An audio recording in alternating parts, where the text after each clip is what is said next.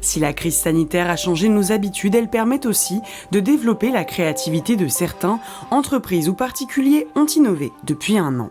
C'est le cas d'un jeune étudiant guyancourtois, Léo Merlot. Grâce à son imprimante 3D, il a créé des poignées de porte anti-Covid. Au lieu d'utiliser sa main pour ouvrir la porte, on utilise désormais son bras.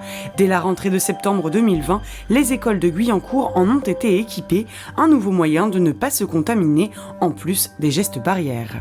Quelques mois plus tard, c'est à Fontenay-le-Fleury qu'une nouvelle innovation voit le jour. L'entreprise Piodrone invente une machine tueuse de Covid grâce à la technologie des UVC. Deux dispositifs, l'un désinfecte les pièces, le second se charge des petits objets. Une technologie intéressante mais qui nécessite des précautions. Les UVC à haute dose peuvent être dangereux pour l'homme. Toujours dans les Yvelines, à Trappes, où la start-up Air Captif utilise la technologie des voiles de surf pour créer une tente ultra légère, déployable n'importe où en 40 minutes et surtout stérile. Une innovation conçue en 8 jours avec l'expertise d'atmosphère contrôlée du groupe Orano de Saint-Quentin en Yvelines.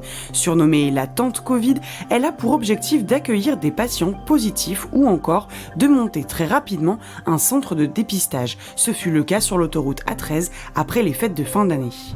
Autre innovation et pas des moindres, l'entreprise Recnorec, située à Plaisir, a trouvé une solution pour répondre à la problématique du recyclage des masques. Cet accessoire qu'il est désormais obligatoire de porter partout dans les Yvelines, en extérieur comme en intérieur, est laissé 2 semaines à température ambiante pour décontamination.